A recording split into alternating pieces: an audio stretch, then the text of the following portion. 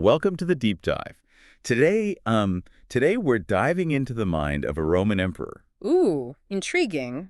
Through battlefields and conquests. Well, not exactly. Not exactly. No, we're going deeper, exploring his personal journal, his reflections on life, and how to live a good life. Okay, I'm intrigued. Who is this emperor? Marcus Aurelius and his journal Meditations, and we've got all the sources here. Historical context, philosophical analysis, the whole shebang. So we're going beyond the typical emperor story, the conquests and the battles, to uncover his inner world. Precisely. We're going to explore his struggles, his philosophical musings, and what's fascinating is how relatable his quest for a good life actually is. I'm already hooked. Okay, so Marcus Aurelius, the philosopher emperor, as he's often called. Right, exactly. But his Meditations wasn't meant to be like a grand philosophical statement, was it? It's something else entirely, right? It's fascinating. You have this emperor ruling a vast empire, and yet he chooses to spend his time jotting down these personal notes. Almost like he's having a conversation with himself. Exactly. Like, Dear Diary, today I contemplated the nature of virtue. And that's where it gets so interesting because these weren't pronouncements meant for the public. These were raw, unfiltered thoughts, giving us a glimpse into his mind as he wrestled with some profound questions. Like, what does it even mean to live a good life, especially when you're an emperor with immense power? Exactly. And what's striking is that while he was deeply influenced by Stoic philosophy, his writings aren't just abstract ideas. You're so personal. They really are, Yep. filled with his own struggles to, actually live up to those ideals. It humanizes him in a way you wouldn't expect from an emperor. It really does. And speaking of humanizing, our sources mention a darker side to his reign, Oh. the persecution of Christians. That's a tough one. How does that fit into the picture of the philosopher emperor? It's complicated, and one historians still debate. You see, while Marcus Aurelius is celebrated for his philosophical pursuits, there's evidence suggesting that Christians faced persecution under his rule. So the wise and tolerant emperor might not have been so tolerant after all. Well, Justin Martyr, an early Christian writer, documented this persecution in his writings. Really? Yeah, and what's fascinating is that even Marcus Aurelius himself mentions Christians in Meditations, but with disdain. That seems at odds with this image of a wise and compassionate leader. It does. It really highlights the complexities of his character. He was a man of contradictions, striving for virtue while simultaneously allowing actions that, well, from our perspective, seem unjust. A reminder that historical figures aren't always easy to categorize. No, they're not. They're products of their time, grappling with the social and cultural norms of their era. Absolutely. But despite these contradictions, what's clear in Meditations is his deep commitment to self-improvement and living a virtuous life. Yes, he's constantly challenging himself to be better, to align his actions with his principles. It's like he's holding up a mirror, not just to himself, but to all of us, asking, how can we live lives worthy of our highest ideals? It's remarkable how he emphasizes personal responsibility. Even as emperor, he believed that true change starts with oneself, with cultivating virtue and aligning your actions with your principles. And those principles were deeply rooted in Stoic philosophy, right? Right. Didn't the Stoics have a specific framework for living a virtuous life? They did. They focused on 4 cardinal virtues: wisdom, justice, courage, and temperance. Okay, break those down for me. Well, Marcus Aurelius saw these virtues as the cornerstones of a good life and constantly strove to embody them in his actions. So, for example, what did wisdom mean to him? Was it like book smarts or something deeper? It's definitely more than just knowledge. It went deeper. For the Stoics, wisdom involved understanding the true nature of things. Okay, using reason and logic to make sound judgments. Exactly. And living in accordance with the rational order of the universe. A pretty tall order. It is. And justice. I mean, we're talking about an emperor here. Did he mean punishing wrongdoers, or was it something more? It was broader than just punishment. For Marcus Aurelius, justice involved fairness, equity, and a deep respect for the dignity of all people. It's fascinating how he connects this to the concept of the city of Zeus. It's a metaphor he uses a lot, right? He does. It represents the interconnectedness of all things. It's like he's saying we're all citizens of this cosmic city. Whoa. And that we all have a responsibility to, act in a way that benefits the whole community. Exactly. And that our actions have ripple effects, Yeah. impacting not just ourselves, but those around us. It's a reminder that we're all connected. We are. And this idea of interconnectedness extends to how we treat each other. He emphasized compassion, understanding, even tolerance, even toward those who might oppose us. which again seems at odds with the persecution of Christians during his reign. It does. It's a reminder that even the most enlightened figures are, well, they are products of their time, grappling with the complexities and contradictions of their historical context. And we can't forget that. But what's so compelling about Meditations is that he's honest about his own struggles. He doesn't shy away from his flaws or doubts. He's constantly questioning himself, trying to align his actions with his ideals. It's like he's inviting us to join him on this journey of self-discovery, right? He is, to examine our own beliefs and motivations, and to strive to live lives that reflect our highest values. And speaking of values, honesty and integrity stand out as key principles for Marcus Aurelius. Absolutely. He believed that honesty was foundational to living a virtuous life. Being truthful, both with yourself and with others, was essential for building trust and creating a just society. It's almost like he's saying integrity is the bedrock of a good life. Without it, everything else crumbles. Exactly. And this emphasis on integrity was closely tied to his belief in living in accordance with nature. He saw nature as a model of order, reason, and harmony. So for him, being honest and living with integrity wasn't just about being a good person. It was about aligning yourself with the fundamental principles of the universe. You got it. He believed that by living in accordance with nature, we could find true happiness and fulfillment. A sense of purpose that transcended the fleeting pleasures of the material world. Right. And this brings us back to the city of Zeus. It's like he's saying that by living with integrity and honesty, we're contributing to the well-being of this cosmic city. Maintaining the harmony and order of the universe? Wow. It's a powerful concept. Yeah. It makes you think about the kind of legacy you want to leave behind. Not just material accomplishments, but the impact you have on others and the kind of world you help to create. I like that. But it's important to remember that Marcus Aurelius didn't sugarcoat the challenges of living a virtuous life. He was acutely aware of the darkness and chaos that can exist in the world. He experienced it firsthand, right? Leading armies into battle, facing political intrigue, witnessing the brutality of the Roman Empire. All of that. And yet, even those moments of darkness, he clung to his principles. He saw the pursuit of virtue as an antidote to chaos, a way to find meaning, even when facing adversity. And that's where his idea of the inner citadel comes into play. Yes. It's like he's saying you can build a fortress within your own mind. Like a mental sanctuary, a place of strength and refuge that can withstand any external storm. Exactly. It's such a relevant idea today, especially in our fast-paced world. The inner citadel reminds us that true strength doesn't come from external power or possessions, but from cultivating inner peace, wisdom, and self-control. Like you have the power to create a haven within yourself, a place of calm amidst the storm. I like that. Right. But before we get too carried away, our sources mention something fascinating, the story of the rain miracle during one of Marcus Aurelius's campaigns. The rain miracle, what happened? It was during the Quadi campaign, a brutal conflict against Germanic tribes. Apparently, the Roman army was on the verge of defeat, suffering from intense heat and thirst. Oh no, what happened? Well, out of nowhere, a torrential downpour, and the rain revived the Roman troops, while throwing the Quadi into disarray, leading to Roman victory. Wow, talk about a lucky break. Right. Some attributed the rain to magic or Egyptian sorcerers, but Marcus Aurelius saw it as a sign of divine providence. So even though he was a Stoic, emphasizing reason and logic, he still acknowledged a role for the divine in human affairs. It seems so. And this event just reinforced his belief in a cosmic order, a sense that there's a larger plan at play, even amidst the chaos of war. It's like he saw himself as part of a grand design. He did, a player in this cosmic drama orchestrated by the gods, and I think this belief fueled his commitment to virtue and justice.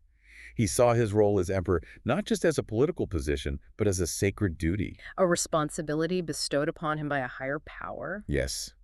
And it's like he was striving to align his actions with the will of the cosmos, to be worthy of this divine plan. That's a heavy responsibility. It is, but even with this belief in a divine order, he never shied away from personal responsibility. He emphasized that we still have to make choices that align with virtue and justice.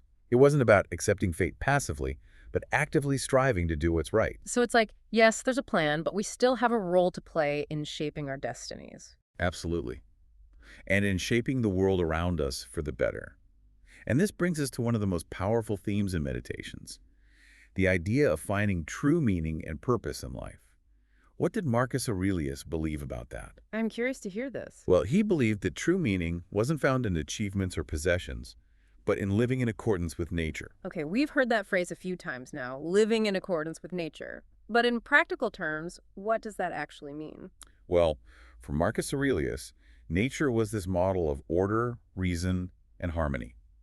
He believed that by observing the natural world, we could learn valuable lessons about how to live our lives. So it's like finding inspiration in the patterns of nature. Exactly. Think about the cycles of growth and decay, the interdependence of species, the balance of ecosystems, It's like he's saying, look to nature as your guide, observe how everything works together. and then apply those principles to your own life. Strive to live with intention, with purpose, with a sense of harmony and balance. I like that. So if nature's about growth and change, then maybe living in accordance with nature also means embracing challenges as opportunities to learn and grow. Exactly. Just as nature adapts and evolves, we can learn to adapt to changing circumstances, finding resilience in the face of adversity. So it's not about resisting change, but flowing with it. Yes. And this idea ties back to the Stoic virtue of courage. For Marcus Aurelius, courage wasn't just physical bravery. It was about facing any challenge, physical, emotional, intellectual, with resilience and determination. It's about acknowledging your fears, but choosing to act anyway. Exactly. It's about finding that inner strength to keep moving forward, even when things get tough. And this reminds me of that powerful excerpt from Meditations where he talks about building an inner citadel. Oh, yes, that one. Like a mental fortress. It's like he's giving us a blueprint for a mental fortress that can withstand any storm. Do you remember that passage? I'd love to hear it again. I do. In Book 3, he writes, "People seek retreats for themselves in the countryside, by the coast, in the hills. And you too have made it your habit to long for such things very much. But this is altogether the trait of a very common person. For it is in your power, whenever you choose, to retreat into yourself. For nowhere, either with more quiet or more freedom from trouble, does a man retire than into his own soul, particularly when he has within him such thoughts that by looking into them, he finds, as it were, a perfect tranquility." Wow, that's beautiful. And it's so relevant today when we're constantly bombarded with distractions and external pressures. It is, right. You don't need to escape to a remote island to find peace. You can create that sanctuary within your own mind. Exactly. A place of refuge and strength that's accessible anytime, anywhere. And he emphasized that it's a choice, something we cultivate through conscious effort. He believed we have the power to shape our inner world. We do. To create a space of peace and tranquility amidst the chaos of life. He saw this as essential for anyone seeking to live a good life, especially those in positions of power. It's fascinating to think about how these ideas from centuries ago can still offer us such profound guidance. It really speaks to the enduring power of philosophy, doesn't it? These questions about how to live a good life, how to find meaning, how to cultivate peace, they transcend time and culture. Absolutely. And what's striking is how honest Marcus Aurelius is about his own struggles. He doesn't shy away from his own flaws, his own doubts. He doesn't. He acknowledges them. He shares his own process of grappling with these big questions. It's like he's inviting us into a conversation, a shared journey of self-discovery. And this vulnerability makes his insights all the more powerful and relatable, wouldn't you say? Definitely. It's like he's saying, hey, I'm just a human being trying to figure things out just like you, and here's what I've learned. And those lessons, even across centuries, are incredibly valuable. So tell me, what's one takeaway, one insight that has really resonated with you from Meditations? That's a good question. I think for me, it's the power of self-reflection and the importance of cultivating an inner life. Okay, say more about that. Well, even as emperor, with all that power and responsibility, Marcus Aurelius prioritized taking time for introspection, for examining his thoughts, his motivations, and aligning his actions with his values. It's like he's saying, no matter how busy or important you are, don't neglect your inner world. Exactly. And I think that's so relevant today, especially in our fast-paced world. We're bombarded with information, distractions. It's easy to lose sight of what matters. It's like we're so busy building our outer lives that we forget to tend to our inner gardens. That's a beautiful way to put it. And I think Marcus Aurelius reminds us that cultivating that inner garden, nurturing our sense of peace and wisdom, is essential for living a truly fulfilling life. Absolutely. Yeah. So to our listeners out there, are you tending to your inner garden? It's something to reflect on. It is, and I think that's the beauty of these ancient texts. They offer timeless wisdom, reminding us of what truly matters and inspiring us to live more intentionally. To live more virtuously, more in harmony with ourselves and the world around us. Exactly. And that sense of harmony really comes through in his concept of the city of Zeus, this idea that we're not isolated individuals, but interconnected parts of a larger whole. It has profound implications for how we interact with each other, how we approach conflict, how we think about our role in society. It's like he's saying, we're all in this together. We have a responsibility to act in a way that benefits the entire community. A message that feels incredibly relevant today as we face global challenges that require collective action and a sense of shared responsibility. We need that sense of interconnectedness now more than ever. We do, but before we dive deeper into those implications, Oh, yes. More to come. absolutely, we need to take a short break, but we'll be back in a moment to continue our deep dive into the wisdom of Marcus Aurelius. So we're back, and I gotta say, this whole concept of the city of Zeus is really sticking with me. It is a powerful metaphor, isn't it? Yeah. And it's not just a poetic image. No, definitely not. It's like this framework for understanding our place in the universe and how our actions actually impact the well-being of a whole. Yeah, it is. Like, we're all interconnected. We are. Like threads in a massive tapestry, right? Exactly. And the quality of each It thread affects the whole thing. affects the strength and beauty of the entire tapestry. It's a good metaphor. I think this has some serious implications for how we approach, well, everything, from our personal relationships to global challenges. Absolutely. On a personal level, Yeah. it encourages us to treat each other with kindness With compassion, by respect. recognizing that we are all part of this interconnected web. It's like that saying, hurt people hurt people. Yeah. You know, if we're constantly acting out of self-interest, disregarding the well-being of others, Yeah. we're weakening the whole fabric of society. Weakening the whole thing. And on a global scale, it challenges us to think about the impact of our actions on the planet, On future generations. on the whole web of life. Yeah. It's a call to move beyond our own narrow self-interest and to embrace a more holistic. Interconnected view of the world. Yes, exactly. Yeah. And this interconnectedness isn't just a human thing. Yeah. Aurelius saw this woven into nature itself, a natural order that we should strive to live in harmony with. He did, right. He believed that by aligning ourselves with this natural order, By living in accordance with we nature. could find true happiness and fulfillment. Okay, so we keep coming back to this phrase, living in accordance with nature. It's obviously central to his philosophy, but how do we actually do that? What does that look like in everyday life? Yeah, good question. I'm still trying to wrap my head around that. Well, think about it this way. For Marcus Aurelius, nature was a model of order. Of reason and harmony. Yes. And he believed that by observing the natural world, we could learn valuable lessons about how to live our own lives. Okay. So we should find inspiration in the patterns and principles that we see in nature. Exactly. Think about those cycles of growth and decay, the interdependence of species, the balance of ecosystems. So it's like he's saying, look to nature as your guide, He is. and then apply those principles to your own life. Precisely. Strive for that sense of harmony, that sense of balance in your own life. Okay, so if nature's all about growth and change, then maybe living in accordance with nature means embracing challenges as opportunities for growth. Yes. And just as nature adapts and evolves, we can learn to adapt to those changing circumstances, find resilience in the face of adversity. Oh, I love that. It's like he's saying, don't resist the natural flow of life. Embrace those challenges. Embrace those setbacks, even the losses, as part of the larger journey. It's a good way to look at it. And this idea of embracing challenges, it ties back into the Stoic virtue of courage, doesn't it? Absolutely. Yeah. For Marcus Aurelius, courage wasn't just about physical bravery. No, it was more than that. It was about facing any challenge with resilience, with determination. Facing your fears and acting in spite of it. Exactly. It's about finding that inner strength to persevere, to keep moving forward even when things get tough. That reminds me of that excerpt from Meditations, the one about cultivating an inner citadel. Oh, yes. One of my favorite passages. It's like he's giving us a blueprint for building that mental fortress. Right, the one that can withstand any storm. That's it. Do you happen to have that excerpt handy?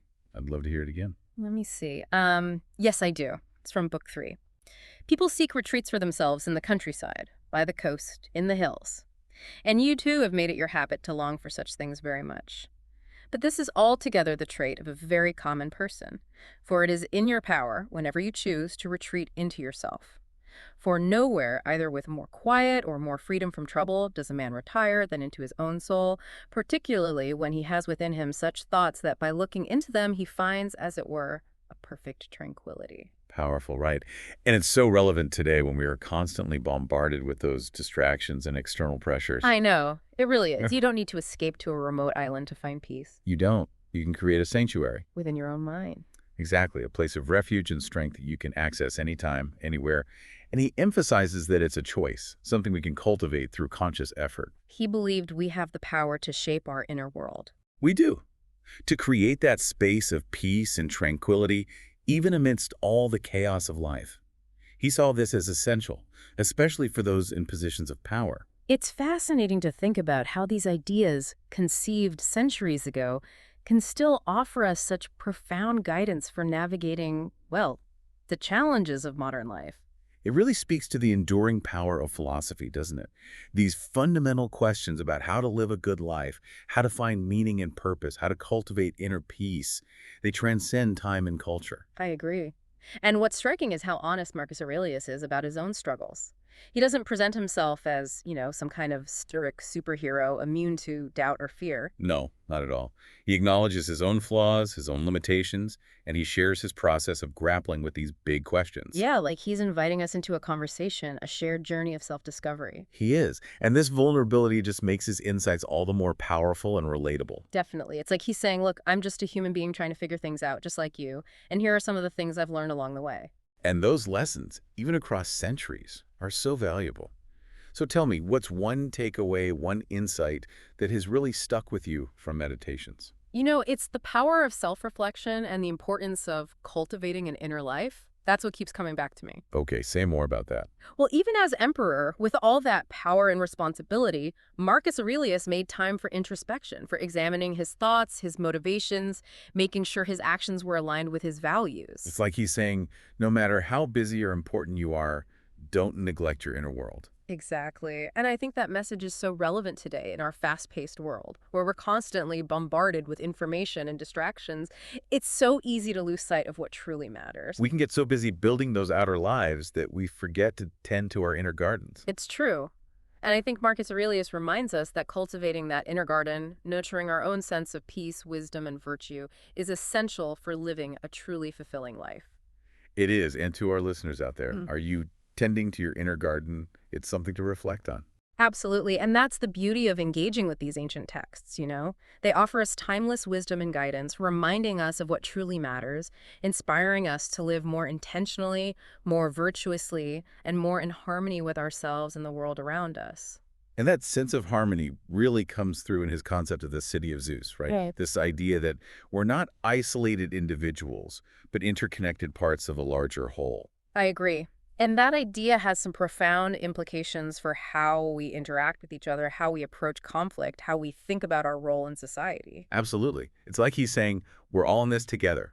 We have a responsibility to act in a way that benefits the whole community. A message that feels incredibly relevant today as we face global challenges that require collective action and a sense of shared responsibility. Right. We need that sense of interconnectedness now more than ever. We do. We really do.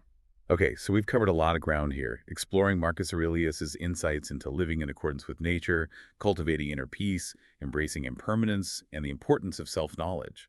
It's been a great discussion. It has, but there's still so much more to uncover. But before we dive into those depths, Oh, more to come. yes, we need to take a short break to let all of this sink in. We'll be back in a moment to continue our deep dive into meditations. All right, we're back. We've been discussing some really profound ideals, We have interconnectedness, virtue, inner peace. but it's easy to get lost in the abstract, right? It is. Yeah. So how do we actually live these principles? Yeah. Especially in a world that often feels so chaotic and unpredictable. Right. Like, how do we bridge that gap between the ideal and the real? That's the challenge, isn't it? And I think one of the things that makes meditation so valuable is that Marcus Aurelius doesn't just offer these lofty ideals. No, he doesn't. He provides practical guidance for applying these principles in everyday life. He does. Remember how we talked about accepting what's beyond our control? Right. Letting go of that need to control everything. Finding freedom and accepting what is. Exactly. It's a big one. And in Meditations, Marcus Aurelius offers specific practices for cultivating this acceptance. He encourages us to, Reflect on the impermanence of all things. Oh, that's a good one, to remind ourselves that everything is constantly changing, that nothing lasts forever. Nothing does. He also encourages us to focus on what's within our control, our own thoughts, actions, and responses. Right, which doesn't mean we become passive. No, not at all. It means we channel our energy into what we can actually influence. Exactly, rather than wasting it on things we can't. So it's about finding that balance between acceptance and action, letting go of what we can't control, taking responsibility for what we can. Precisely. And that's where the Stoic emphasis on virtue comes in. Even in the face of challenges, setbacks, we can choose to act with integrity, kindness, courage. Right, and that reminds me of something we discussed earlier, how Marcus Aurelius saw virtue as a way to contribute to the common good. To the well-being of the entire city of Zeus. Yes. That's such a key insight. Yeah. It's not just about personal enlightenment, self-improvement. Right. It's about recognizing our interconnectedness and acting in a way that benefits the whole. So even small acts of kindness, moments of integrity, standing up against injustice, they all contribute to a better society. They all strengthen the fabric of society. It's like we're each weaving our own thread into the tapestry of the universe, Oh. right? And the quality of our thread matters. I love that analogy. And it really makes you think, what kind of thread are you weaving? That is a good question. Are you contributing to the beauty and strength of that tapestry? Or are you creating knots and tangles? I think Marcus Aurelius would encourage us to reflect on our actions, to be intentional, He would, to make conscious choices that align with our values. and to remember that it's okay to make mistakes along the way. It is. What matters is that we learn from them. Right. It's about progress, not perfection. Exactly. And this is where self-reflection is so important, taking the time to examine our thoughts, our motivations, our actions, to course correct when necessary. Like having an inner compass. It is, guiding us back to our true north when we've strayed off course. But self-reflection isn't just about identifying our flaws. What else is it about, then? It's about recognizing our strengths, our gifts, those unique contributions we each have to offer. Embracing our wholeness, right? Embracing it all, the light and the shadow, using it to create a more beautiful, compassionate world. I like that. Listening to you talk about all of this, it reminds me of what really struck me about meditations. It's not just some dry philosophical treatise. It's a deeply personal work. It is so personal. It feels like Marcus Aurelius is inviting us into this conversation, Sharing his struggles, his insights. encouraging us to embark on our own journey of self-discovery. And what's remarkable is, even though he was an emperor, he doesn't come across as preachy or self-righteous. He really doesn't. He's so honest about his own flaws, his own temptations, his efforts to live up to his ideals. It's like he's saying, hey, look, I'm just a human trying to figure things out just like you. Here's what I've learned. And that humility makes his teaching so powerful and relatable. It does. He's not presenting himself as some stoic superhero. Hey. He's more like a fellow traveler, walking alongside us, offering guidance and encouragement. That's a beautiful way to put it. And it's amazing how a text written almost 2,000 years ago can still feel so relevant, so fresh, so full of wisdom, It really is. It speaks to the enduring power of philosophy. doesn't it? These questions about how to live a good life, how to find meaning and purpose, how to cultivate inner peace. You're timeless. They really are. And for me, one of the most valuable things Marcus Aurelius offers is this reminder that true happiness, fulfillment, it doesn't come from external achievement. Or possessions. Right. It comes from cultivating that inner peace, virtue, Finding that place of stillness that inner citadel. that can withstand any storm. Exactly. And choosing to act in accordance with our values, being a force for good in the world. Even in small ways, right? Even in small ways. Recognizing our interconnectedness, contributing to the well-being of the whole. It's about living a life of meaning and purpose, not just for ourselves, but for something larger. It is. It's like he's saying, the world needs your light, let it shine. And in a world that often feels so dark and chaotic, that's a message we all need to hear. We do. So as we wrap up our deep dive into meditations, I want to leave our listeners with a question. What kind of thread are you weaving into the tapestry of the universe? What choices will you make today, tomorrow, in the days to come, that will contribute to the beauty, the strength, the compassion of the whole? What will your meditations be? Because in the end, it's not just about reading the words of Marcus Aurelius, it's about taking his wisdom to heart, living it out in our own unique ways, becoming the best versions of ourselves, not just for our own sake, but for the benefit of all beings. It's a powerful call to action, and thank you for guiding us through this exploration. It's been an honor to share this deep dive with you. And to our listeners, Thank you for joining us on the Deep Dive. We'll be back next time with another stack of sources and another fascinating conversation. Until then, keep exploring.